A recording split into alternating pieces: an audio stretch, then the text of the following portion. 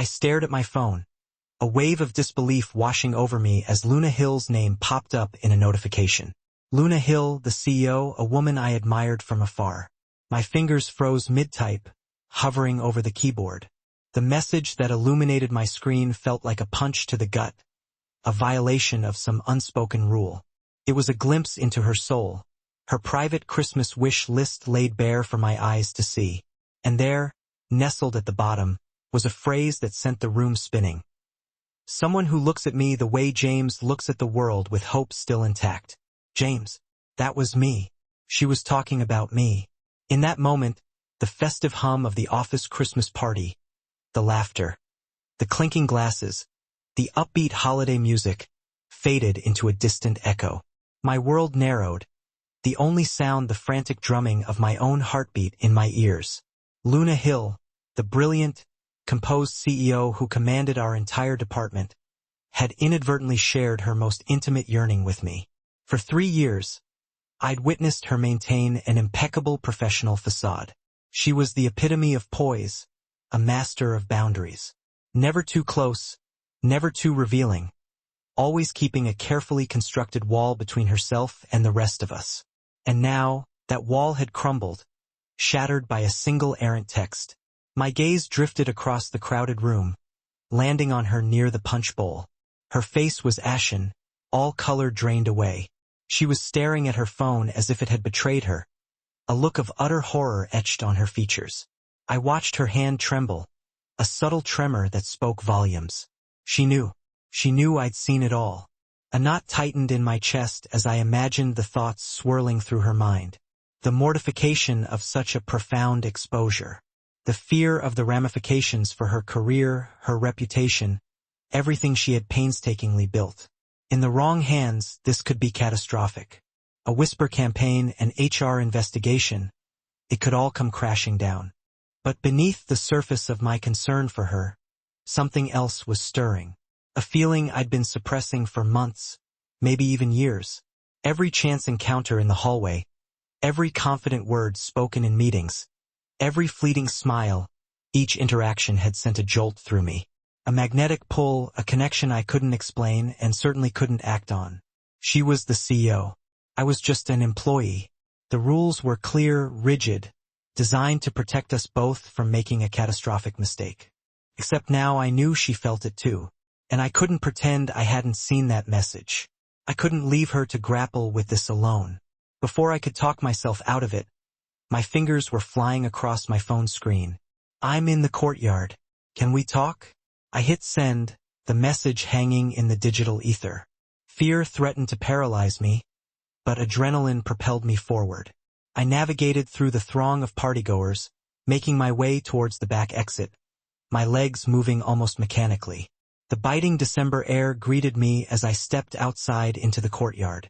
Snow was falling, a gentle cascade that blanketed everything in a pristine white. The fountain, dormant for the winter, stood as a silent sentinel in the center of the space. Christmas lights, strung around the perimeter, cast a soft, multicolored glow, painting the scene in a dreamlike quality. I stood there alone, watching my breath materialize in the frigid air, wondering if she would actually come. Perhaps she'd ignore my message, pretend this never happened. Maybe tomorrow I'd find a summons from HR, signaling the end of my career. Then, the sound of the glass doors sliding open shattered the silence. I turned to see Luna standing in the doorway. Even in the subdued light, I could discern her palpable nervousness. Her shoulders were rigid, her hands clutching her phone like a lifeline. She walked towards me slowly, cautiously, as if anticipating a threat. As she drew closer, I could see her breath coming in ragged gasps, forming ephemeral clouds in the cold. For a long, agonizing moment, neither of us spoke. We just stood there, the falling snow swirling around us, two people who had inadvertently crossed a line. I should explain about that message, Luna began, her voice barely audible above the thumping of my heart. She avoided my gaze, her eyes darting around, fixating on the fountain, the lights, the ground, anything but my face. I'd spent the last few minutes in the courtyard rehearsing what I wanted to say. I'd mentally crafted and discarded countless opening lines. But now, standing before her, all those carefully constructed words evaporated. What spilled out instead was the simple, unadorned truth. "You know," I said softly, taking a small step closer, "I've been trying to find the courage to talk to you outside of work for months." Her head snapped up, her eyes widening in surprise, disbelief warring with something akin to hope. I saw her hand flutter to her chest, resting over her heart. "What?" The word was barely a whisper. I took another step, closing the distance between us. We were only a few feet apart now, close enough to see the snowflakes clinging to her hair, melting into tiny droplets. Close enough to witness the internal struggle playing out on her face, the confusion, the fear, and the flicker of something more. "I think about you constantly," I confessed, the words feeling like a leap of faith. "Every meeting we're in together feels like there's this electric current running through the room that only I can feel. I catch myself looking for you in the hallways. When you walk past my desk, I have to force myself not to watch you." Luna's breathing quickened, her chest rising and falling rapidly. "James," she began, but I gently cut her off. "Let me finish," I said, offering a small, reassuring smile. It felt liberating to finally reveal the truth I'd been concealing. "I've worked at this company for 2 years now. 2 years of seeing you almost every day. 2 years of wanting to say something, knowing I couldn't because you're the CEO and I'm just an employee, because there are rules, because it would be complicated and messy and probably a disaster for both of us." She was staring at me now, truly seeing me, and I could see tears welling up in the corners of her eyes. "But I've never been brave enough to cross that line," I continued, "never willing to risk it, and now I've crashed right through it with my ridiculous wish list." Luna interjected, her voice laced with self-reproach. She raised her hands, covering her face. "Oh God, this is so humiliating. I can't believe I sent that to you. I can't believe you saw that." I reached out slowly, gently wrapping my fingers around her wrists. Her skin was icy from the winter air. Softly, I pulled her hands away from her face. The instant our skin made contact, that same electricity surged through me, radiating from my fingertips to the core of my being. From the widening of her eyes, I knew she felt it too. "Tell me," I whispered, holding her wrists, keeping that fragile connection alive. "What was your real wish? The one you were too afraid to write down, even in a private list?" I watched her freeze, her breath hitching in her throat. Her lips parted slightly, her eyes locking with mine. In that moment, the world seemed to shrink, until it was just the two of us standing in that small courtyard. The snow falling around us like we were trapped inside a snow globe. The silence stretched, each second an eternity.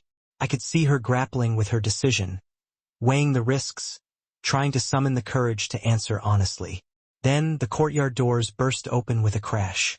A boisterous group of 5 or 6 people spilled out from the party, their laughter echoing in the night. Their voices shattered the fragile bubble that had enveloped Luna and me. I felt her pull her hands away from mine with a sharp tug. She took 3 quick steps back, creating distance between us. I watched as her face transformed, the professional mask snapping back into place. Her shoulders straightened, her expression becoming neutral, controlled. The vulnerable woman who had stood before me moments ago vanished, replaced by Luna Hill, the CEO. "I should get back inside," she said, her voice steady, all business, but still avoiding my eyes. "We can pretend this never happened." The disappointment hit me like a physical blow. After everything we just shared, after that fleeting moment of genuine connection, she was going to retreat, to hide behind those impenetrable walls again. "Is that what you want?" I asked, unable to mask the sadness in my voice. She paused just for a fraction of a second. I saw the mask falter, a brief glimpse of the real Luna beneath, the one who was just as scared and confused as I was.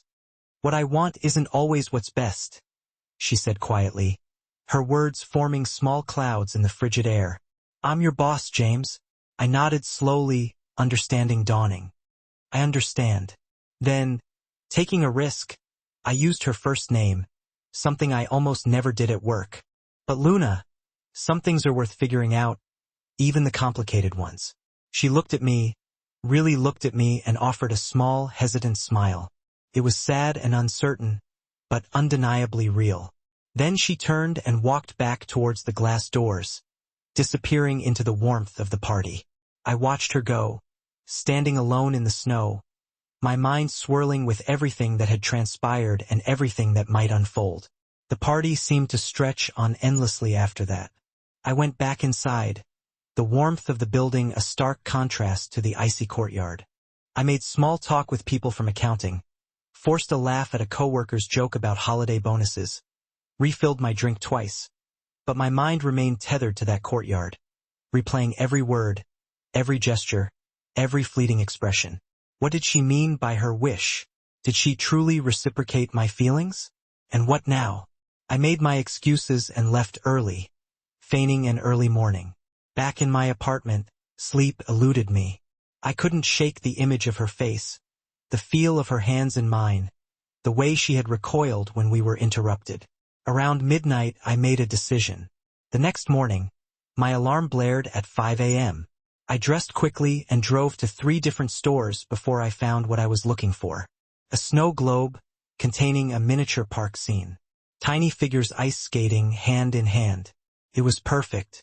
I sat in my car in the office parking lot, writing and rewriting a note on a small card. My handwriting was shaky, betraying my nerves. I'd love to take you for coffee this weekend. Some wishes deserve a chance to come true. James. I reread it countless times, questioning every word. Was it too forward? Not bold enough? Would she think I was insane? My palms were sweating as I walked into the building. It was barely 6 a.m., and the place was deserted save for the security guard, who greeted me with a friendly wave.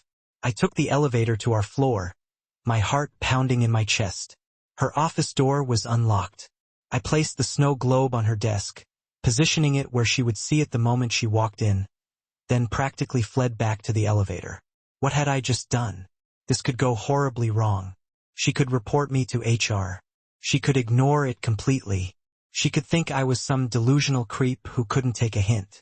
I spent the entire morning chained to my desk, unable to focus on anything. Every email I drafted was riddled with errors. I had to redo a report 3 times. Around 10 a.m., I saw her walk past my cubicle towards her office. My stomach plummeted. I stared fixedly at my computer screen, pretending to work, but in reality, I was just counting the seconds. 10 minutes passed, then 20. My phone sat on my desk silent. Perhaps she loathed it. Maybe she was on the phone with HR at that very moment.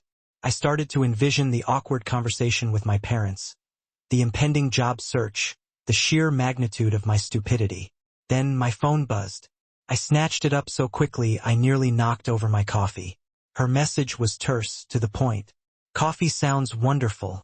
When and where? I must have reread it half a dozen times to convince myself it was real. My hands trembled as I typed my reply. Saturday, 2 p.m. at Riverside Park. They have a winter festival. I've been wanting to check it out. I hit send before I could second-guess myself. Her next message arrived almost instantly. I'll be there. This isn't a good idea, you know. I smiled, feeling a surge of irrational courage. The best stories never start with good ideas. They start with brave ones. She didn't respond after that, but I didn't need her to. Saturday felt like an eternity away, but it was only 4 days. I tried to maintain a semblance of normalcy at work, but every time I caught sight of her in a meeting or passed her in the hallway, my heart would leap into my throat. She would give me these fleeting, furtive glances, as if trying to confirm that I was still real, that this was actually happening. Thursday afternoon, I was grabbing a coffee in the break room when she walked in. We were alone. She poured herself a cup, and for a moment, neither of us spoke. Then, so quietly I almost didn't hear it, she said, "I'm looking forward to Saturday." She vanished before I could respond, leaving me standing there, grinning like an idiot at the coffee machine. Saturday morning, I woke up 2 hours before my alarm. I tried to drift back to sleep, but after 20 minutes of staring at the ceiling, I gave up. I got out of bed, made breakfast, then stood paralyzed in front of my closet for an absurd amount of time. What does one wear to potentially alter the course of one's entire life? I cycled through 4 different shirts before settling on a dark blue sweater my sister had given me last Christmas. She'd commented that it made my eyes pop. I felt utterly ridiculous investing this much thought into it. By 1 p.m., I was already at the park, pacing nervously like a caged animal. The winter festival was far grander than I had anticipated. Lights were strung everywhere, despite it still being daylight. Intricate ice sculptures lined the main path, glistening in the sun. Children darted around, their faces smeared with cotton candy. I bought a hot chocolate purely to have something to occupy my hands, then realized it was far too early and I'd have finished it long before she even arrived. At precisely 2 p.m., I saw her walking towards the entrance. My breath hitched in my chest. She looked different, almost unrecognizable outside of the confines of the office. She was wearing jeans and a casual sweater, her hair loose and flowing instead of pulled back into its usual severe style. When she spotted me, her face blossomed into a smile I had never witnessed before.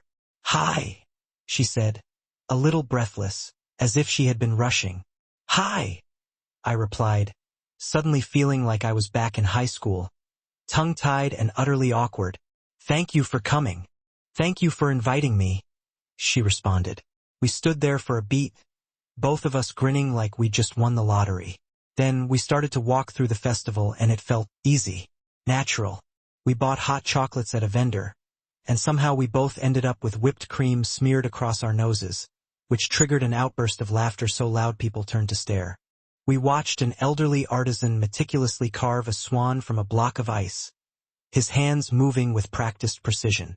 Luna confided that she had always wanted to try ice sculpting, but never seemed to find the time. "What else have you always wanted to try?" I asked. She pondered the question as we strolled along. "Lots of things. Learning to play guitar, taking a cooking class that isn't centered around business networking, actually utilizing my vacation days." She chuckled, but it sounded tinged with melancholy. "I've dedicated the last 10 years to building my career, and sometimes I look around and realize I don't know what I've built it for." I felt an almost overwhelming urge to take her hand right then, but I hesitated, unsure if I had the right. "I understand that," I said. "After my breakup, I relocated here, thinking a fresh start would magically solve everything. But you can't outrun loneliness. It simply follows you." She turned to me, her gaze intense, probing. "Is that why you noticed my text? Because you understood?" "I noticed your text because I've been hoping for months that you felt even a fraction of what I feel when I see you," I blurted out, the words tumbling out before I could censor them. "Honest, raw." Her cheeks flushed a delicate shade of pink, and it wasn't from the cold. "James." She stopped walking abruptly. We were near the ice skating rink, and she gestured towards it. "Have you ever skated?" "Not since I was about 12 and broke my wrist," I confessed. "Perfect. Come on." She grasped my hand, actually grasped it, and tugged me towards the rental booth. 10 minutes later, I was clinging to the rink wall for dear life, Luna gliding past me with effortless grace, her laughter ringing out. "You're doing great," she called out, which was patently untrue, as I had nearly face-planted on the ice 3 times already. "I'm going to die," I announced dramatically. "Tell my family I died doing something brave." She skated back towards me, her movements fluid and controlled. "Here," she said, extending both her hands. "I've got you." I looked at her hands, then at her face. She was smiling, but her eyes held a profound seriousness. This felt like more than just skating. It felt like she was offering something far more significant. I released my grip on the wall and took her hands. We moved slowly around the rink. My focus split between trying not to fall and savoring the sensation of her hands clasped in mine. She was endlessly patient, guiding me, offering words of encouragement when I wobbled precariously. Gradually, I gained a modicum of stability. We managed to complete 2 circuits without me nearly meeting my demise. "See," she said, her voice filled with genuine delight. You just needed someone to believe in you, or someone worth not falling for. The words tumbled out of my mouth before I could fully process them. I felt my face burn crimson. I mean, not falling because of... Not that I'm falling for... I trailed off, realizing I was only making it worse. She squeezed my hands reassuringly. I know what you meant. We skated for another 30 minutes, and with each lap, I felt a surge of confidence. Not just on the ice, but about everything, about the risks we were taking, about the potential consequences.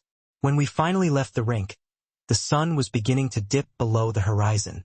The festival lights were flicking on, casting an ethereal glow over the scene. We strolled along at a leisurely pace, neither of us wanting the day to end. Can I ask you something? She said quietly, that wish in my text, about how you look at the world with hope still intact. Did you understand what I meant? I paused, carefully considering my response. I think you meant that you've witnessed a lot of disappointment, a lot of people who have become jaded or simply given up. And perhaps when you look at me, you see someone who still believes that good things are possible. Yes, she whispered, her voice filled with emotion. Exactly that. I looked at her, searching her eyes. Do you know how rare that is? Do you know how rare you are? I countered. Everyone sees the successful CEO, but I see someone who remembers everyone's birthday, who stays late to assist junior staff with presentations, who brings coffee to the security guard every morning. You're kind, Luna. That's far rarer than success. She stopped walking and turned to face me fully. We were standing beneath a tree draped in shimmering white lights. I don't want this day to end, she confessed. Then let's not let it. I heard myself say, the words tumbling out almost involuntarily. There's a cozy cafe just outside the park. We could grab dinner, continue talking. She studied my face intently, her expression unreadable. I could see her processing the implications, weighing the potential ramifications. Finally, a slow smile spread across her features. I'd like that very much. We discovered a small, unassuming Italian restaurant just a few blocks from the park. The quintessential neighborhood gem, with checkered tablecloths and candles flickering in repurposed wine bottles. We settled into a secluded corner booth, and over plates of pasta and glasses of wine, the conversation deepened. She opened up about growing up with a demanding father who had relentlessly pushed her towards perfection, and a mother who had instilled in her that ambition was nothing to apologize for. I shared stories about my sister, who lived in Colorado with her 3 rambunctious children, and how much I missed being close to family. Tell me something about yourself that I don't know, Luna said abruptly, her fingers idly tracing the rim of her wine glass. I paused for a moment, considering. I wanted to be a teacher when I was younger. History, specifically. I was captivated by the idea of empowering people with the knowledge of how we arrived at this point in time. Why didn't you? She asked softly, her eyes full of genuine curiosity. Life got. It's complicated, I replied, hesitant to delve into the saga of my former fiancé, the one who had persuaded me to abandon my passion for teaching in pursuit of a more pragmatic and lucrative path. I had reluctantly traded lesson plans for spreadsheets and ventured into the world of business. There were moments, more often than I cared to admit, when I couldn't help but wonder what my life would have been like if I had remained true to that initial calling, that first dream. Luna paused, her expression thoughtful, almost wistful. I think we all carry within us the ghosts of versions of ourselves we've left behind. Roads not taken, dreams deferred. A faint smile touched her lips. I once harbored aspirations of becoming a writer, a novelist of all things. Can you even begin to imagine it? The hard-nosed CEO, who secretly yearned to craft tales of ordinary individuals discovering extraordinary courage within themselves? She chuckled softly. I found the idea surprisingly easy to envision. What kind of novels? I inquired, genuinely curious. The kind where ordinary people find extraordinary courage, overcome adversity, and discover their inner strength, she replied, a hint of amusement in her voice. I know, it probably sounds hopelessly naive and idealistic. It doesn't, I countered firmly, meeting her gaze. In fact, it sounds exactly like something you would deeply care about, something that resonates with who you are. She looked at me, and then she really looked at me, a penetrating gaze that seemed to see right through me. I felt a subtle shift in the atmosphere, a palpable current of unspoken emotion passing between us. "James," she began, her voice suddenly serious, "there's something I need to tell you." My stomach clenched, a knot of apprehension tightening within me. Here it comes, I thought grimly. She's gonna tell me this can't happen, that it was a mistake. "I've been thinking about you for a long time," she confessed, the words tumbling out in a rush, as if she needed to unburden herself before she lost her courage. "Not just recently, but since maybe 6 months after you first started at the company. There was this question you asked in a meeting about client retention that forced me to completely reconsider our entire approach. You were still relatively new, but you weren't afraid to challenge the established way of doing things, to question the status quo. And then, when I actually implemented your suggestion and it worked, you didn't take credit, you didn't bask in the glory. You simply said it was a team effort." I remember thinking how rare that was, how refreshing. I recalled that meeting vaguely, but I hadn't been aware that she had paid such close attention to my words, my actions. "After that," she continued, her voice softening, "I started noticing other things. How you always held the door open for people, regardless of their position or status. How you remembered everyone's names, even the members of the cleaning staff, the ones that most executives simply ignored. How you stayed late one evening to help Thomas from accounting when his computer crashed and he was panicking about a looming deadline. You didn't have to do any of those things, James. They weren't part of your job description, they weren't expected of you." "Luna?" I started, feeling a surge of emotion welling up within me, but she shook her head, her eyes pleading. "Let me finish. Please," she implored, taking a deep breath to compose herself. "I initially told myself it was just professional respect, that I noticed you because you were a good employee, a valuable asset to the company. But then, you wore that blue shirt to the summer company picnic, the one that perfectly complemented your eyes, and you laughed at something utterly ridiculous that Kevin said, and I realized I'd been lying to myself, trying to rationalize my feelings. I didn't just respect you as an employee, James. I was falling for you, deeply and irrevocably, as a person. My heart was pounding so hard I could hear its frantic rhythm echoing in my ears. Why didn't you say anything?" I managed to stammer out, my voice barely a whisper.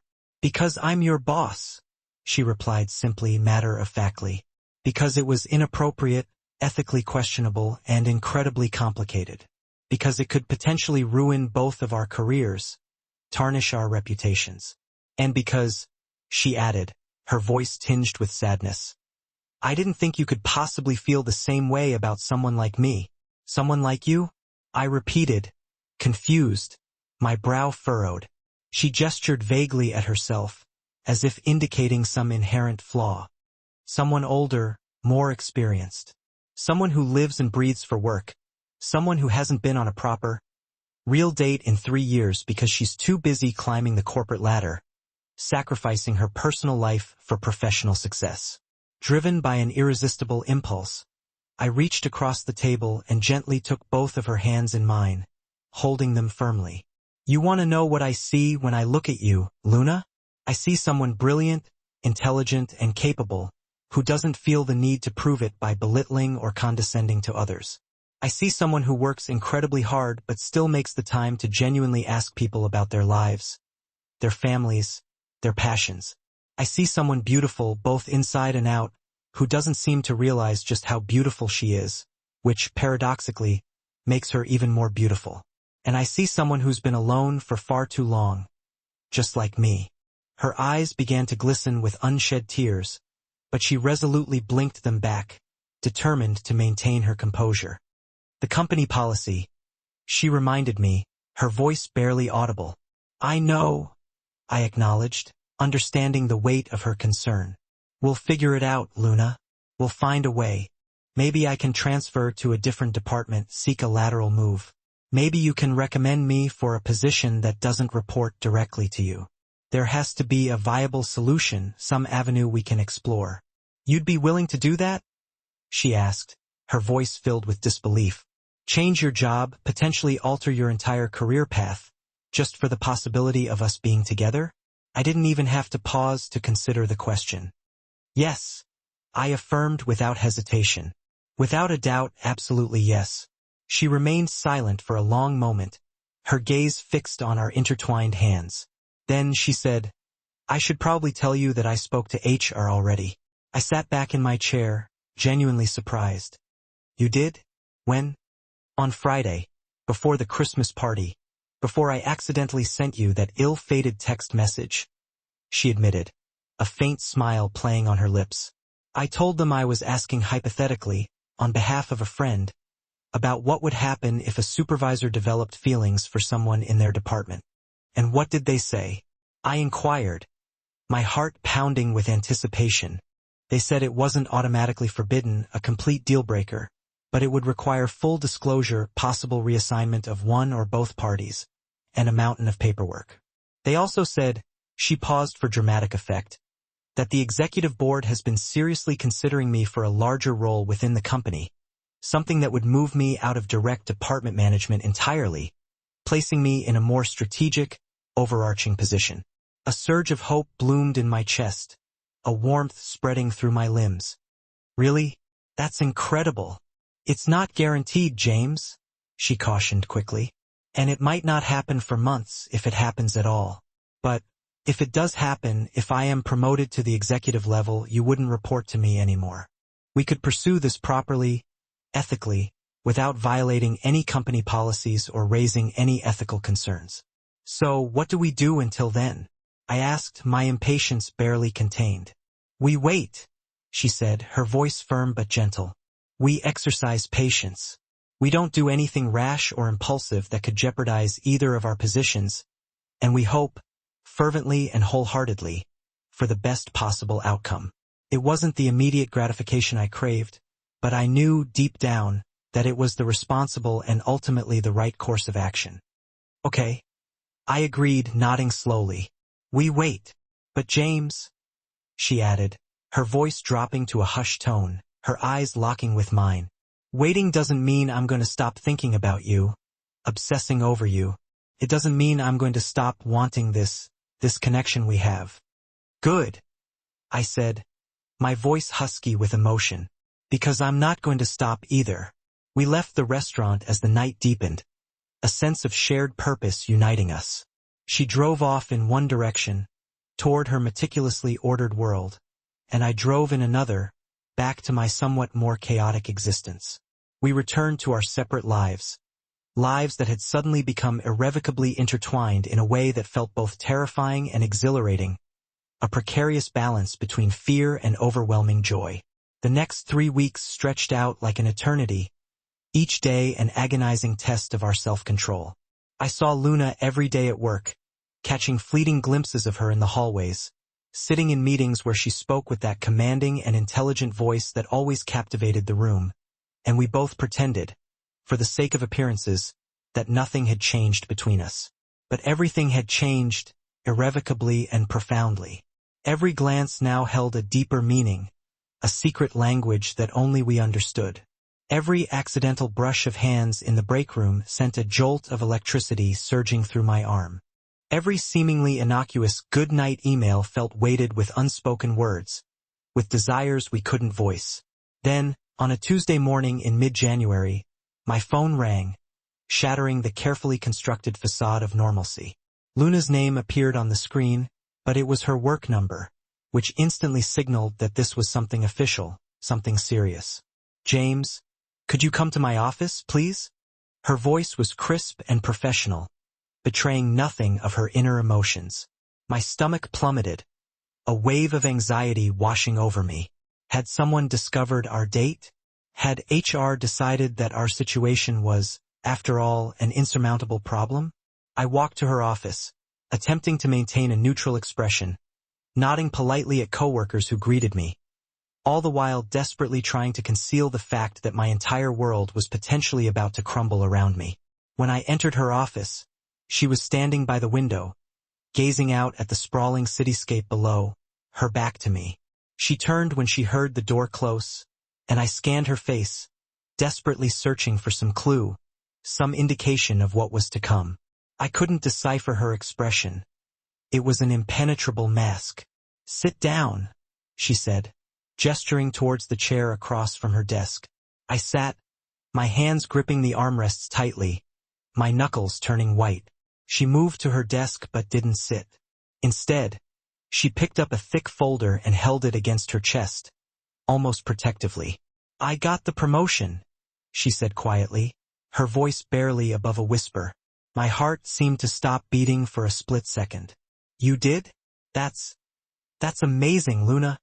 Executive Vice President of Strategic Operations," she continued, her voice gaining strength. "I'll be working directly with the board, helping to shape company-wide policy and strategic direction. I officially start in the new position next month." She paused, and then, finally, a genuine, radiant smile broke across her face, illuminating her features. "You won't report to me anymore, James. You won't even be in my chain of command." I stood up so abruptly that I nearly knocked over the chair behind me. "Are you serious? This is really happening?" "Completely serious," she confirmed, setting down the folder and walking around the desk towards me. "We can do this now, properly, ethically. We still have to file the required disclosure paperwork with HR, and there will probably be some gossip, some raised eyebrows around the office, but there's absolutely nothing in the company policy that prevents us from being together." I wanted to pull her into my arms right there and then, to kiss her senseless, but we were still at work, still visible through her glass office walls to anyone who happened to walk by. Restraint, I reminded myself, was still necessary, at least for a few more hours. "When can I see you?" I asked, my voice thick with anticipation. "Outside of work, I mean." "Tonight," she suggested, her eyes sparkling with excitement. "My place. I'll cook dinner, or attempt to cook dinner. I should probably warn you. My skills in the kitchen are not particularly impressive." "I don't care if we eat cereal straight from the box," I said honestly, my gaze locked on hers. "I just want to be with you." Her expression softened, her eyes filled with tenderness. 7 o'clock, she said. "I'll text you the address." That evening, I stood outside her apartment building, clutching a bouquet of flowers I'd purchased from the small shop on the corner. They were simple daisies and carnations, nothing extravagant or overly romantic. But the woman at the shop had assured me they symbolized new beginnings, fresh starts. I desperately hoped she was right. Luna lived on the 14th floor of a modern building with a doorman, who politely called up to announce my arrival. When the elevator doors opened onto her floor, she was waiting in her doorway, her face radiant with anticipation. She was wearing jeans and a soft, comfortable sweater, her feet bare. I'd never seen her look more beautiful, more relaxed, more herself. "You brought flowers," she said, accepting the bouquet with a smile that made my chest ache with affection. "I brought flowers," I confirmed, returning her smile and following her inside. Her apartment was nothing like I'd expected. I'd imagined something sleek and minimalist, all glass and chrome, reflecting her polished corporate image. Instead, it was warm and inviting, filled with personality and charm, radiating a sense of comfort and lived-in authenticity. Books overflowed from shelves, creating towering stacks that threatened to topple. Lush green plants sat on every available surface, bringing a touch of nature indoors. And photographs, countless photographs, covered one entire wall, creating a vibrant tapestry of memories. Pictures of exotic places she'd traveled to, smiling faces of people who clearly mattered to her, captured moments she wanted to remember and cherish forever. "I know it's a bit of a mess," she started apologetically, gesturing around the room, but I cut her off, shaking my head. "It's perfect, Luna. It's you." We ate pasta that she readily admitted came from a jar, and a simple salad that I helped her assemble because she couldn't quite figure out how to operate her salad spinner. We drank wine, a crisp Sauvignon Blanc, and talked for hours, about everything and nothing, the conversation flowing effortlessly between us. After dinner, we migrated to her comfortable, overstuffed couch, sinking into the plush cushions as the conversation continued, weaving through a range of topics, both light-hearted and profound. "Do you want kids someday?" she asked suddenly, then immediately looked embarrassed, as if she had overstepped some invisible boundary. Sorry, that's probably too heavy a question for a first real date. It's okay, Luna, I assured her, squeezing her hand gently. And yes, I think I do. Not right away, of course, but someday down the road. What about you? I asked, turning the question back to her. She twisted her wine glass between her hands, her gaze averted. I always thought I'd missed my chance, that the opportunity had passed me by. I'm 38, James. I spent my 20s and early 30s single-mindedly building my career, sacrificing everything else at the altar of professional ambition. By the time I looked up and took stock of my life, everyone I knew was already married with children, settling into domesticity, and I was alone with a corner office and a rapidly accumulating collection of designer handbags. You're not alone anymore? I said quietly, my voice filled with conviction.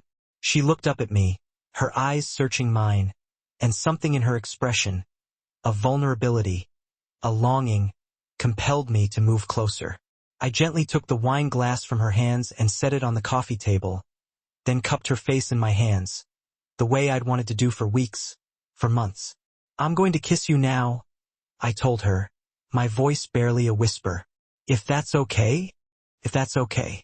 She echoed, her voice trembling slightly. That's very okay. Our first kiss was soft and tentative, both of us acutely aware of how long we'd waited for this moment, how much it meant, the weight of unspoken desires finally finding release. But then her hands came up to grip my shoulders, her fingers digging into the fabric of my shirt, and the kiss deepened, becoming more urgent, more passionate, and everything else fell away. The worries, the anxieties, the months of suppressed feelings, all dissolving into the intense, intoxicating sensation of her mouth on mine. The rightness of finally being able to touch her, to hold her, to express the emotions that had been simmering beneath the surface for so long. When we finally pulled apart, gasping for breath, we were both flushed and breathless. She laughed a little, a nervous, incredulous sound, touching her lips as if she couldn't quite believe what had just happened. I've thought about doing that for 8 months, she admitted, her voice still shaky. Only 8, I teased, gently stroking her cheek. I've been thinking about it since the day I started. Liar, she said, playfully swatting my arm, but she was smiling. Okay, maybe not the first day, I conceded, grinning. But close. We spent the rest of the evening on her couch, talking and kissing and making up for lost time, savoring the stolen moments, relishing the newfound freedom to express our feelings without reservation. When I finally left just after midnight, reluctantly pulling myself away from her embrace, I felt like I was walking on air, floating several inches above the ground. Over the following weeks, we cautiously navigated our new reality, learning to balance our professional responsibilities with our burgeoning personal relationship. We filed the required paperwork with HR, which earned us some curious glances and knowing smiles around the office, but no real problems or repercussions. Luna officially transitioned into her new role on the executive floor, and I remained in my position in the department, reporting to a different manager. We were careful at work, maintaining a professional demeanor, avoiding any overt displays of affection. But everyone knew, of course. There were hushed whispers in the break room, knowing glances exchanged in meetings, but surprisingly, no one said anything negative. No one voiced any disapproval. If anything, people seemed genuinely happy for us, relieved that the tension had finally broken, that the unspoken feelings had finally found their expression. I think they're taking bets on when you'll propose, my coworker and friend Kevin told me one day, winking. We've only been officially dating for a month, I protested, feeling my cheeks flush. He grinned. Yeah, but everyone knows you've been crazy about each other for way longer than that, buddy. Some of us saw it coming from a mile away. That evening, I relayed Kevin's comment to Luna, amused and slightly embarrassed. We were at her apartment again, which was quickly becoming our regular hangout spot since my place was smaller and had paper-thin walls. Does it bother you? She asked, her brow furrowed with concern. That people are talking, speculating? I thought about it honestly, considering the potential implications. No, I said finally, shaking my head. Let them talk. Let them speculate. I'm happy, Luna. Genuinely and profoundly happy. And I don't care who knows it. She smiled, a radiant, heartfelt smile that reached her eyes and warmed my soul. And then she leaned in and kissed me. A soft, lingering kiss that sealed our unspoken commitment. Good answer, she murmured against my lips. The next 6 months passed in a blur of happiness. A whirlwind of shared experiences and growing intimacy. We fell into comfortable rhythms and routines, creating a life together that felt both familiar and exciting, both secure and adventurous. Friday nights were for exploring new restaurants, trying different cuisines, expanding our culinary horizons. Saturday mornings were for sleeping in late, indulging in lazy breakfasts in bed, savoring the simple pleasure of each other's company. Sunday afternoons were for quiet companionship, she working on her laptop, immersed in spreadsheets and strategic planning, while I curled up with a book, both of us content and comfortable in the same space, doing our own things, yet united by an invisible thread of connection. We met each other's families, navigating the sometimes awkward dynamics with grace and humor. My sister loved Luna immediately, drawn to her intelligence, her wit, and her genuine warmth. Her mother was more reserved, initially sizing me up with a cautious eye, but she gradually warmed up over time, charmed by my sincerity and my obvious affection for her daughter.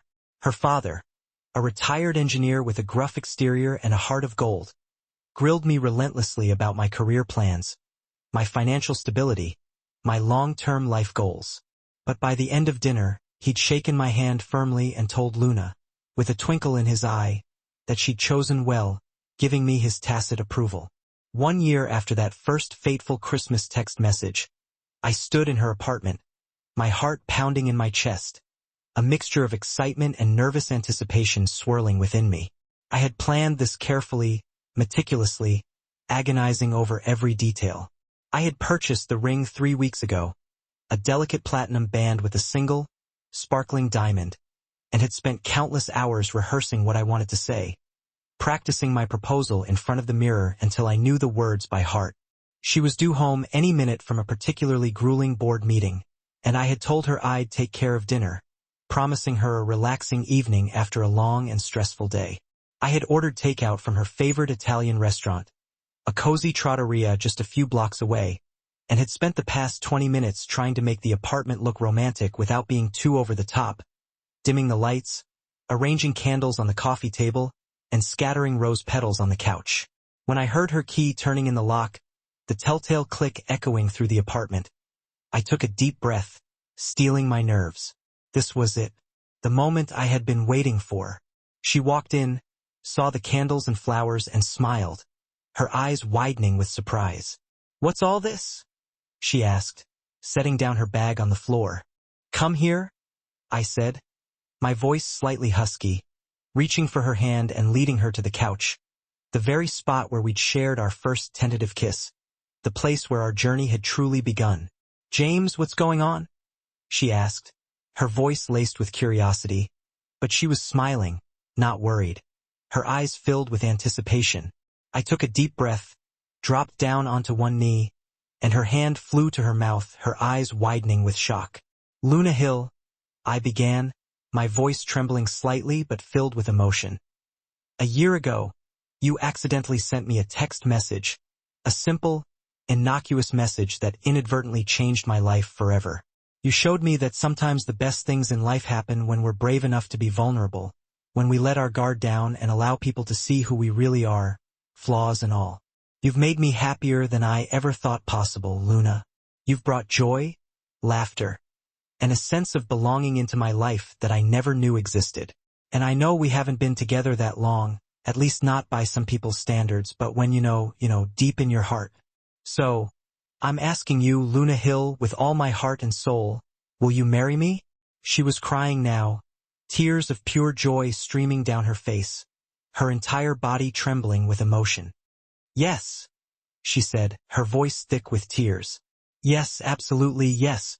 I slipped the ring onto her finger, and she pulled me up into a kiss that felt like a promise, like a beginning, like everything I'd ever wanted, all rolled into one perfect moment. We'd started with an accident, a text message sent to the wrong person at the right time, a serendipitous mistake that had set us on this incredible path. But what we built together, the love, the trust, the commitment, was intentional, real, and absolutely worth every complicated step it had taken to get here.